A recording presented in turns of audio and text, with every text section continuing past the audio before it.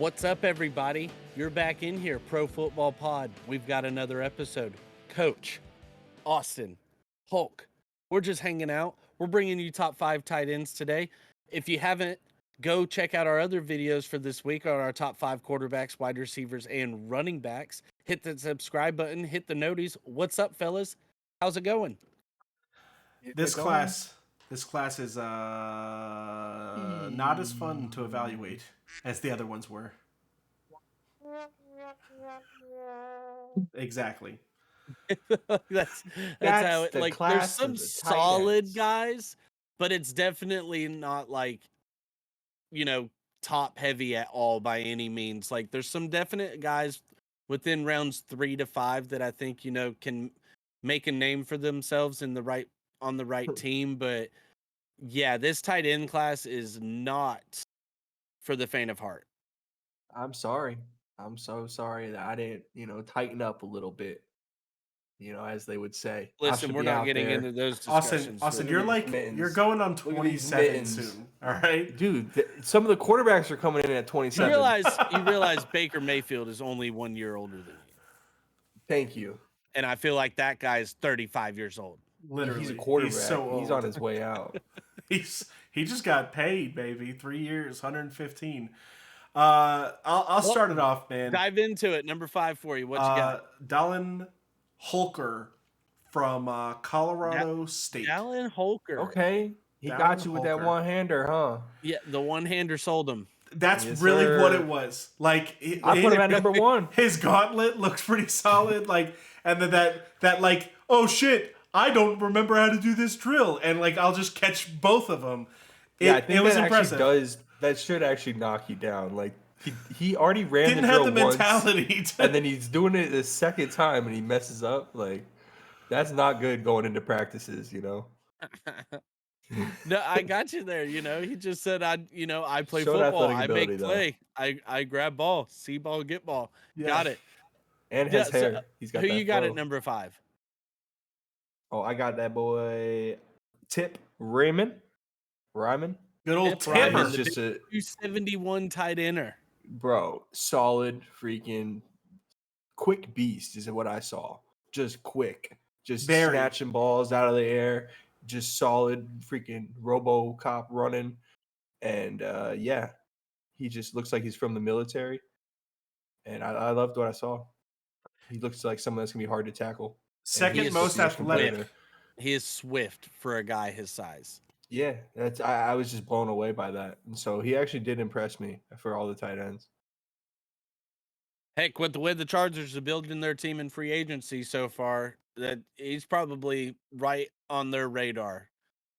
Just plug him on the line, give you another tackle. Well, hey, person. we all have somebody different at number 5. That's cool. First time in all these videos that's happened. I've got AJ Barner out of Michigan.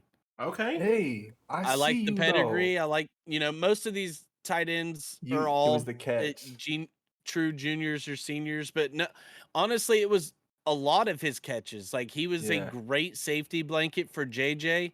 He's aggressive. Like he's good at the catch point. He's not afraid to get down there and block with the big boys. Like I love AJ Barner's game. And for me, like if I'm getting tight ends, it's SEC or Big Ten for me. Like that, and that's where I look most of the time. So like, yeah, AJ Barner, go ahead, let me get him. He was in Indiana for a little while before he went to Michigan, came over to Michigan, and he's just been solid. At 4, I went with Ben Sinnott from Kansas State, and it really was like a production thing. His production level was really high. Like he across the board on the combine looked really good. He's fluid with the catch. Like I think that he has a lot of things.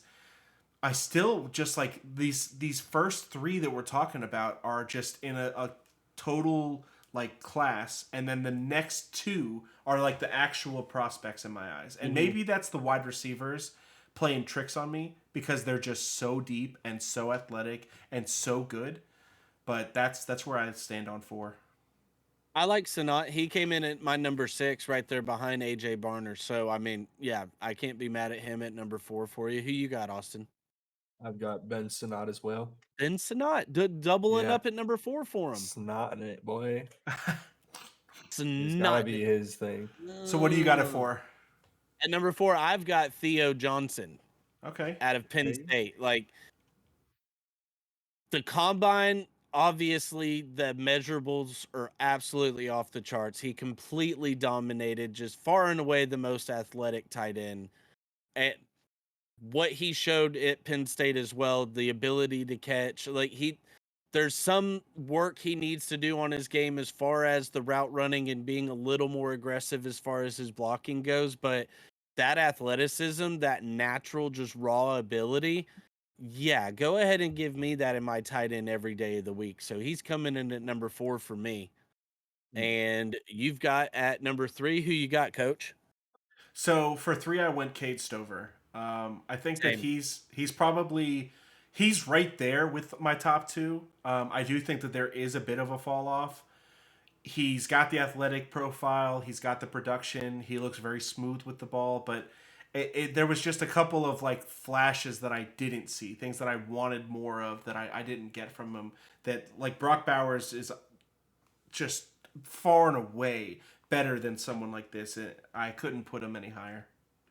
I love Cade. I love his game. I had him at 3 overall as well, or 3 on the list. And for all the things you mentioned, it's just one of those kind of show me a little more. But all right, you've kind of supplanted yourself here behind the top 2. So who you've got at number 3, Austin? Same. Cade. Cade all around. Hey, look at us, boys. Yes, sir. Now, Austin, what are you running with at number 2? That boy from Texas. Big boy. Jatavian. Jatavion Sanders. That's who I've got at number 2 as well. Go ahead and throw Yeah. that out there. And I believe we probably all have the rest of our list is the same. Jatavian Sanders at 2, Brock Bowers at number 1. Big Yeah. cock Brock. It was the he's not bigger than Cade Stover, No, but he big cock. plays bigger than Cade Stover.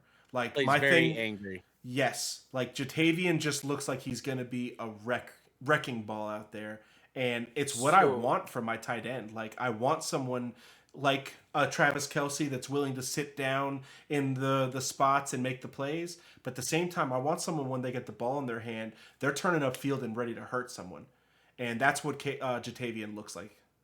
So I think we should mention some honorable mentions, like Jahemian Bell from FSU. He's a beast. He's big boy, speedy, got hands. Definitely just like has what it takes to be a tight end in the NFL. So like he could definitely exceed. Yeah, there's some these later top round 5 guys dudes. for sure that Who's will be the- able to make a name for themselves. Who's the dude that ran a 4.4? Because he's pretty freaking athletic for a tight end. He's almost like a receiver. Sorry to put you on the spot. It was Devin Culp from Devin Washington. Culp, yes. Yes. He was solid. I kind of wanted to put him on the list because of His what I saw production from him out of the score combine. was really, really low. That has a lot to do with what we mentioned in the wide receiver video. Go ahead and check that out. But there's 3 receivers that are coming from Washington that are all going to be day 1 or day 2 prospects. And that obviously hurt a guy like him from being able to get a lot of yards, catches, targets, those types of things didn't come quickly to him. He was very clutch with the ball whenever he did get the opportunity, but I feel like the lack of production is something that I grade very heavily on whenever it comes to tight ends, especially. And then to mention Justin's guy, AJ, out of Michigan, after watching the combine, the dude just, after seeing like his catching ability, he just looked like he gave the most spark and like what you need to show in the combine to show like to put you above. He's got a lot guys. of Robert Tonyan to me. Mhm. Just like, he knows his role. He's gonna catch the ball. He's sure-handed. He's gonna take the hits. He's not afraid to get nasty. Like, I love AJ Barner. And I mean, not really too much to say about Brock. He's far and away the number 1 tight end in the draft. He's the most well-rounded tight end. He's the best receiving tight end. He's the best route running tight end.